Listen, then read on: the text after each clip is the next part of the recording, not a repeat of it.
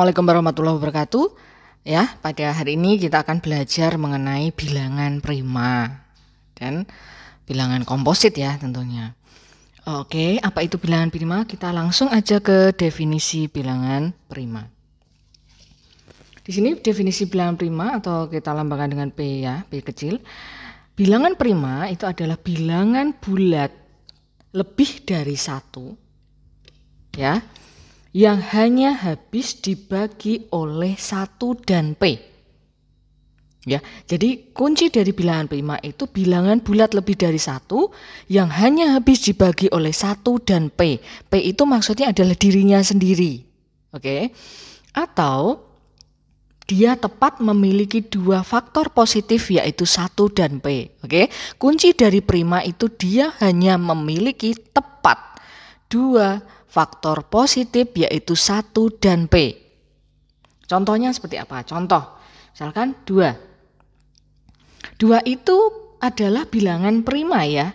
2 itu merupakan bilangan prima. Kenapa? Karena 2 itu hanya memiliki 2 faktor yaitu 1 dan P. P itu dirinya sendiri yaitu 2. Jadi tepat memiliki 2 faktor yaitu 1 dan 2. Oke.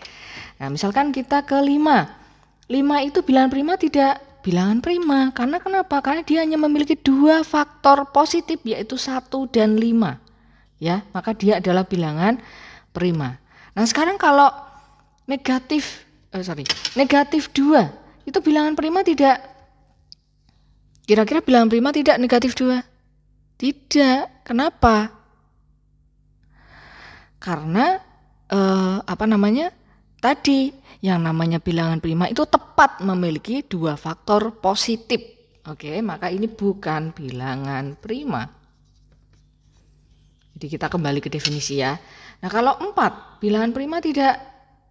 Bukan, karena dia memiliki faktornya apa aja di sini? Ada 1, ada 2, ada 4. Ya, jadi lebih dari 2 faktor, maka dia bukan prima.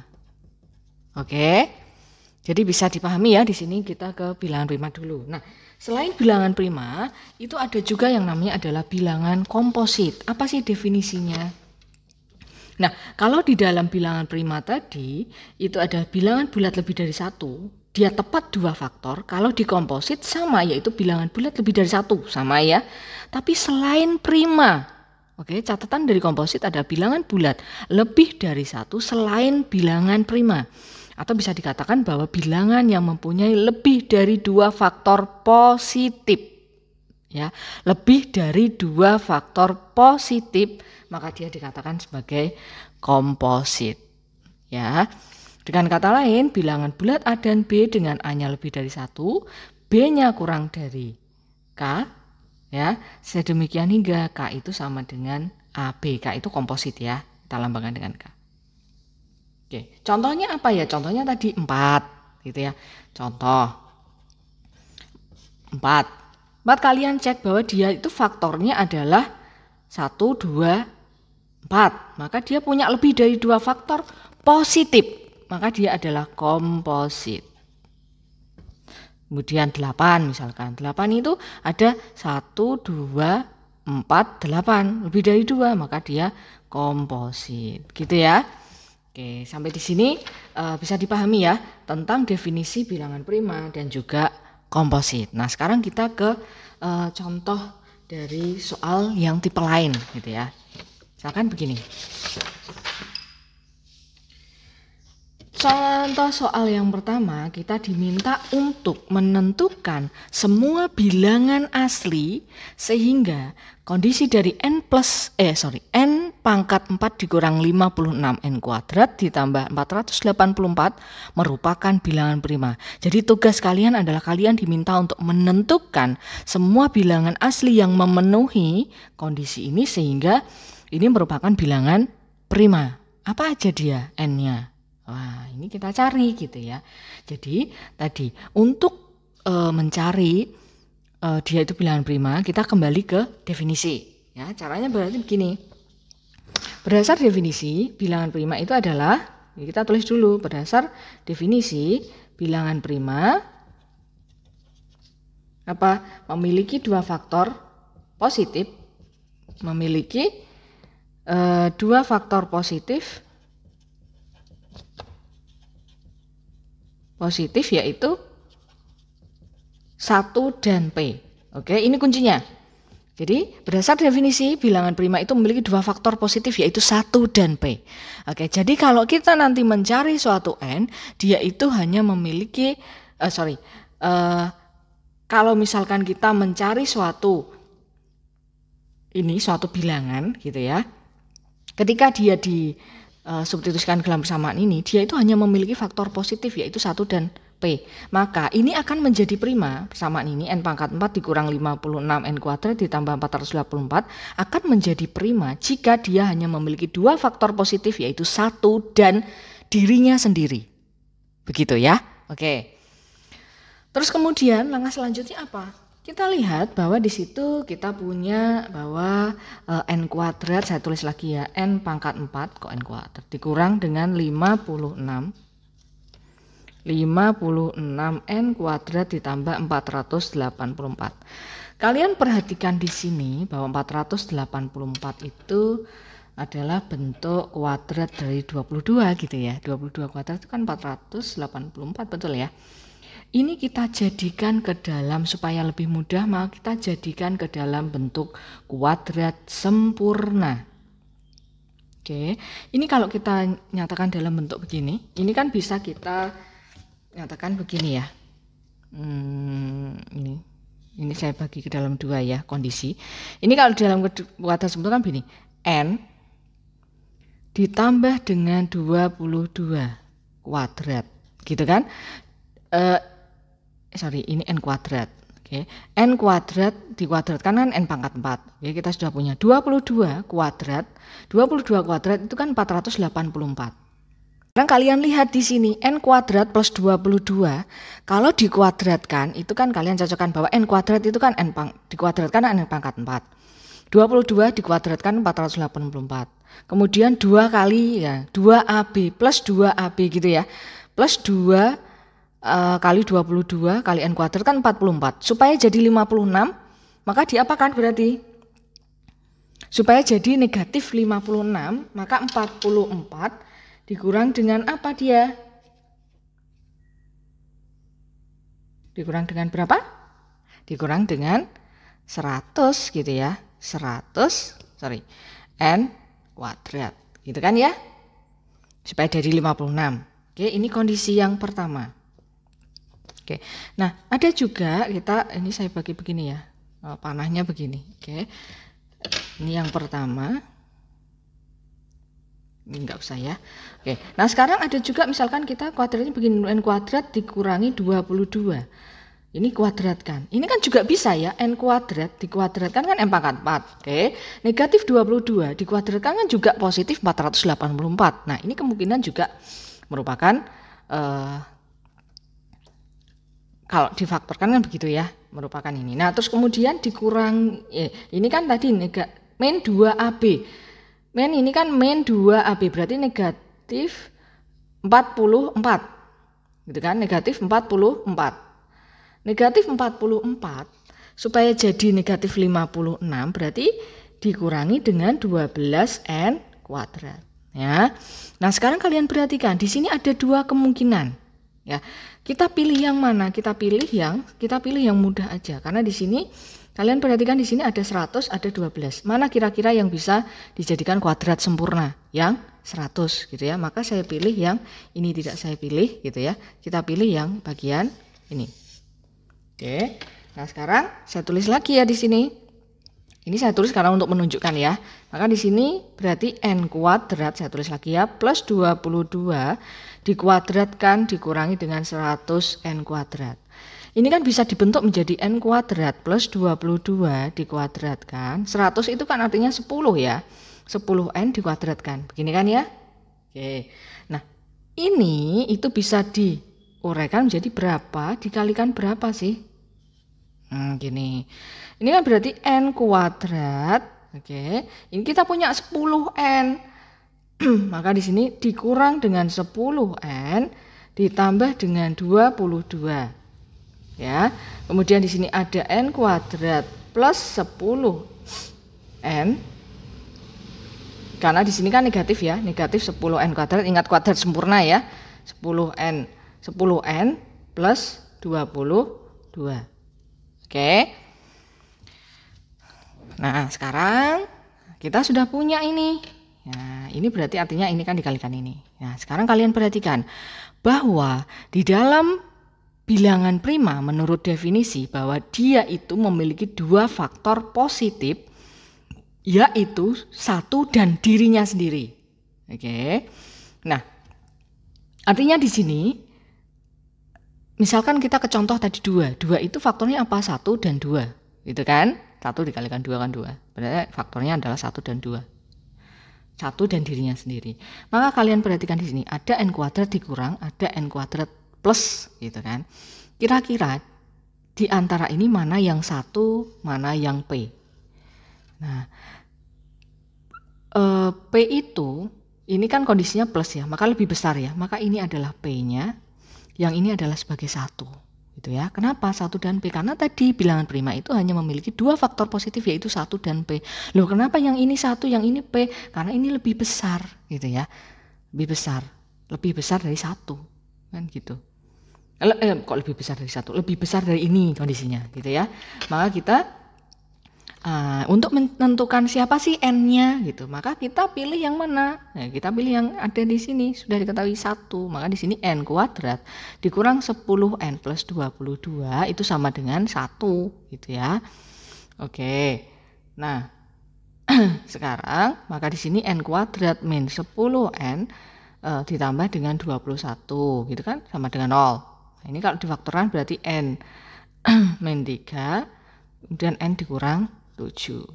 Oke, sehingga di sini berarti n-nya adalah 3 atau n-nya adalah 7. Gitu ya. Oke. Maka di sini apa berarti bilangan asli yang memenuhi supaya dia menjadi prima adalah 3 atau 7. Gitu ya.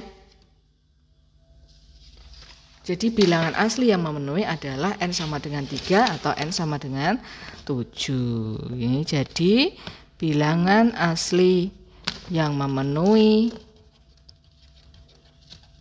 adalah n sama dengan 3 atau n sama dengan 7. Gitu ya. Oke. Nah, sekarang saya punya contoh satu lagi. Misalkan contohnya seperti ini. Tentukan semua bilangan asli sehingga n pangkat 4 dikurang 292n kuadrat ditambah 436 itu merupakan bilangan asli. Nah, ini kalian gunakan untuk latihan ya, biar kalian belajar. Oke. Ini cara penyelesaiannya sama seperti contoh yang pertama tadi gitu ya. Bisa lah ya menyelesaikan ini. Kita coba dulu ya. Oke. Silahkan perhatikan nomor 2, kalian coba dulu. Oke. Nah, sekarang kita lanjut ke teorema ya. Teorema. Oke. Nah, di dalam suatu bilangan prima kita itu ada beberapa teorema. Teorema yang pertama adalah jika n itu lebih dari 1, maka n dapat dibagi oleh paling sedikit satu bilangan prima. Apa iya ya? Contoh misalkan ini saya belum membuktikan ya, tidak membuktikan teorema. Contoh misalkan kita punya bilangan 8 gitu ya, kan lebih dari 1. 8 itu bisa dibagi oleh paling sedikit satu bilangan prima. Kan 8 itu habis dibagi oleh 2. Nah, 1 aja paling sedikit, 2 itu kan bilangan prima. Memenuhi ya? Memenuhi. Oke. Nah, ada juga teorema yang kedua adalah teorema Euclid namanya. Di dalam teorema Euclid ini itu mengatakan bahwa terdapat tak hingga banyak bilangan prima. Jadi bilangan prima itu ada banyak sekali ya, ada tak hingga. Gitu. Oke, tak hingga banyak bilangan prima. Oke. Nah, sekarang kita ke teorema yang ketiga. Teorema yang ketiga ini dikenal dengan namanya adalah teorema Eratosthenes. Apa sih bunyinya teorema itu? Jadi dalam teorema ini mengatakan bahwa jika bilangan bulat positif n Kalian perhatikan, jika bilangan bulat positif n adalah komposit, oke, maka n itu pasti mempunyai suatu faktor prima p dengan p kurang dari atau sama dengan akar n. Nah, jadi di sini bisa dikatakan bahwa n itu komposit, gitu kan? Teoremanya kan mengatakan bahwa n itu komposit apabila terdapat, oke, di sini kan tadi mengatakan bahwa terdapat bilangan prima. Bilangan prima itu bagian dari prima ya. Bilangan prima kondisinya kurang dari atau sama dengan akar n. N-nya di sini yang dimaksud adalah komposit ya. Oke, sedemikian hingga P itu membagi N. Oke, P itu prima tadi, itu membagi komposit tadi, membagi N tadi. Oke, N dikatakan komposit. Nah, kalau kita berlakukan, ini kan tadi N komposit. Kalau kita perlakukan kontraposisi dari ini itu apa sih? Kontraposisinya itu apa? Jadi kalau di sini kontraposisi, kalian perhatikan bahwa di sini terdapat P elemen P. Maka kontranya apa? Berarti terdapat, kalau kalian pelajari di pengantar dasar matematika kan dulu sudah ya. Kontraposisi dari terdapat P elemen P apa? Untuk setiap P elemen P, gitu kan? P-nya kurang dari atau sama dengan N dengan kondisi ini. Sedemikian hingga apa? P itu tidak membagi N. Maka inilah yang dinamakan dengan N itu prima. Ya. Jadi kalau prima itu untuk setiap P elemen P, P-nya kurang dari atau sama dengan N. Kemudian sedemikian hingga P itu tidak membagi N. Maka itu adalah bilangan prima. Oke? Lanjut ke contoh. Contohnya begini, kalian diminta untuk menentukan suatu bilangan itu prima atau bukan, atau komposit, misalkan begitu ya. Kalian untuk menentukan ini, kita ke ini ya tadi ya, pakai ini tadi, terdapat, atau untuk setiap gitu ya, terdapat bilangan prima. Jadi kita tentukan dia itu prima atau komposit. Contoh misalkan, kita di sini ada beberapa bilangan, ada 54, ada 253, 637. Kita diminta apakah bilangan-bilangan ini tuh prima atau komposit sih? Oke. Kita ke penyelesaian yang pertama dulu ya. Kita ke 54. 54 itu termasuk bilangan prima atau bukan? Gitu ya. Caranya tadi 50 yang pertama dulu ya, 54. Oke. Nah, tadi dikatakan bahwa di dalam bilangan prima itu atau komposit tadi ya, kalau prima itu untuk setiap, jadi semua P itu tidak membagi N. Jadi kalau salah satu saja membagi, maka dia itu bilangan komposit. Kita langsung aja ya 54. 54. Oke, kita tadi berdasarkan teorema tadi ya, bahwa untuk mencari P itu kurang dari atau sama dengan N gitu ya. N-nya kan diketahui 54 akar 54. Kalian perhatikan di sini bahwa akar 54 itu yang paling dekat dengan akar 54 itu berapa sih? Akar 64 ya. Ini kondisinya kan kurang dari akar 64. Gitu kan, dia yang dekat dengan 54. Oke, akar 64 itu kan 8 ya, 8. Berarti kita cari P itu yang kurang dari 8. Siapa sih P? Jadi P-nya itu adalah, P itu merupakan elemen dari bilangan prima, yang mana P-nya itu kurang dari 8. Siapa dia? Maka dia adalah 2, 3, 5, dan 7. Oke. Nah, sampai di sini kalau di tadi bilangan prima itu semuanya jika 2 itu membagi dengan 54, 3, 5, 7 di antara bilangan ini, jika semuanya tidak bisa membagi dengan 54 maka dia prima. Salah satu saja bisa membagi maka dia bukan prima atau komposit, gitu ya. Oke, kita coba cek ya, kita cek satu, cek ya, 2 itu membagi 54 tidak? Nah, 2 itu kan membagi 54 ya. Oke, 54 habis dibagi 2, maka dia ini betul ya membagi. Terus kemudian 3 itu membagi 54 tidak? Kalau 3 kan tidak membagi 54. Oke, 5 juga tidak membagi 54. 7 membagi 54 tidak membagi 54. Tetapi karena di sini sebenarnya kalian itu ngeceknya sampai di sini aja sudah boleh, karena kan di sini salah satu saja bisa membagi, maka dia gagal menjadi prima atau dia bukan prima. Gitu ya. Jadi di sini alasannya adalah karena terdapat gitu ya P yang merupakan elemen P, di mana P-nya tadi adalah 2 ya, yang merupakan elemen P, sehingga pada saat kondisinya P itu kurang dari atau sama dengan akar 54, sedemikian hingga P itu bisa membagi 54, maka jadi apa? 54 merupakan bilangan komposit. Nah, gini ya. Oke. Sekarang di soal yang kedua. Di soal yang kedua tadi kita diminta untuk ngecek bahwa 253 ini komposit atau dia bilangan prima atau bukan gitu ya. Caranya sama.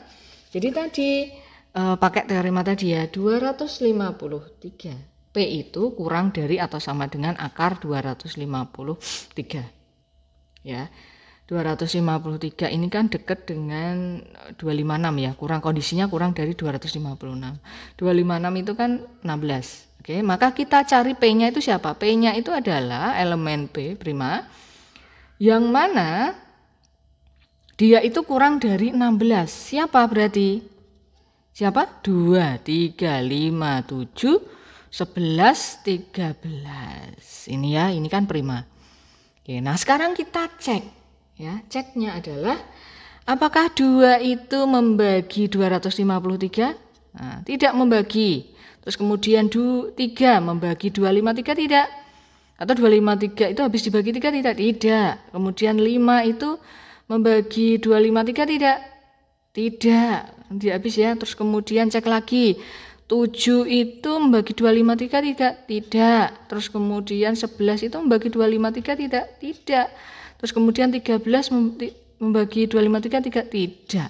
Karena kesemuanya di sini tadi kan untuk setiap P yang ada di sini tidak membagi 253, maka dia itu disimpulkan adalah bilangan prima gitu ya. Karena apa? Berarti kesimpulannya begini. Karena untuk setiap P yang merupakan elemen P, oke. P-nya tadi kurang dari atau sama dengan akar 253. Di sini sedemikian hingga P-nya itu tidak membagi 253. Maka jadi apa? 253 merupakan bilangan prima.